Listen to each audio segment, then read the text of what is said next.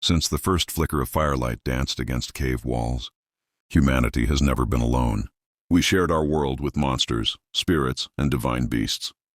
They lived in the terra incognita, the unknown lands on the edges of our maps and at the back of our minds. But why?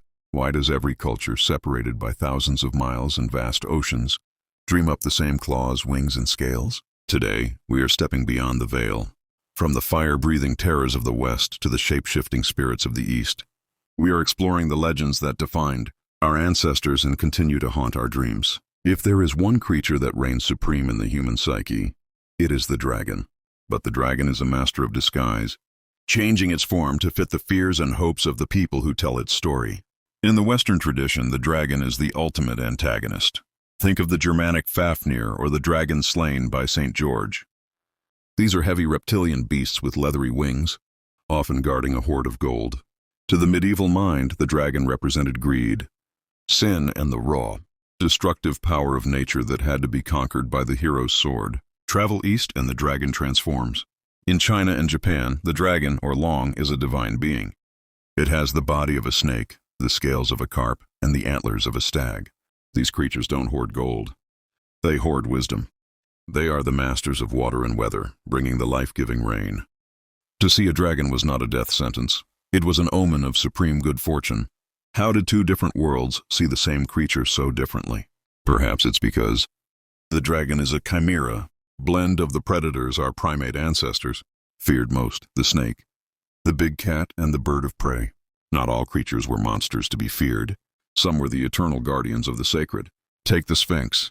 In Egypt, she was a symbol of solar power and royal protection, lying silent before the pyramids. But when the legend traveled to Greece, she became a treacherous riddler. What walks on 4 legs in the morning, 2 at noon, and 3 in the evening? Failure to answer meant death. The Sphinx represents the threshold, the boundary between the known world and the divine mysteries. Similarly, the griffin, half eagle and half lion, was considered the king of all creatures. Because the lion was the king of the beasts and the eagle the king of the birds, the griffin was thought to be especially powerful and majestic. In ancient Scythia, legend said griffins guarded piles of gold in the mountains, a myth likely inspired by the discovery of Protoceratops fossils in the Gobi Desert. Some of the most terrifying creatures aren't the ones that look like monsters, but the ones that look like us. Shapeshifters represent our fear of deception and the fluid nature of identity. In Japan, the kitsune is a fox spirit of immense intelligence. As it grows older and wiser, it gains more tails, up to 9. They can take human form, often appearing as beautiful women to trick the unwary or to reward the virtuous. In the West, the shapeshifter is more visceral, the werewolf. The lycanthrope legend peaked in Europe during times of hardship and famine. It tapped into a primal fear that underneath the veneer of civilization, there is a beast waiting to break out. The werewolf isn't just a monster.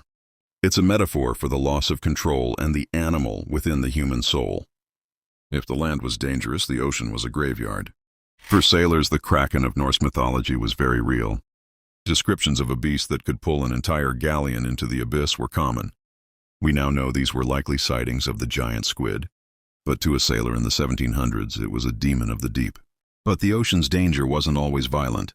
Sometimes it was beautiful. The sirens of Greek mythology used their voices to lure sailors to their doom against the rocks.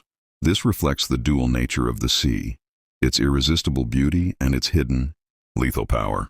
We conclude our journey with the most hopeful of all myths, the phoenix. Across Egypt, Greece, and even in the Persian Simurgh, the story is the same. A bird that lives for centuries, consumes itself in fire, and is reborn from the ashes.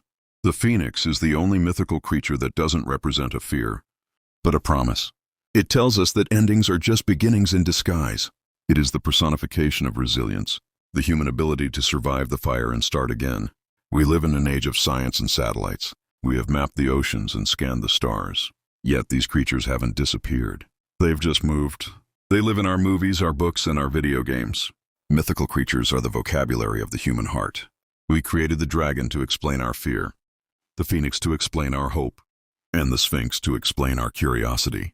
As long as there is a dark corner of the world or a dark corner of the mind, the monsters will be there, waiting to tell us who we really are. Thanks for watching.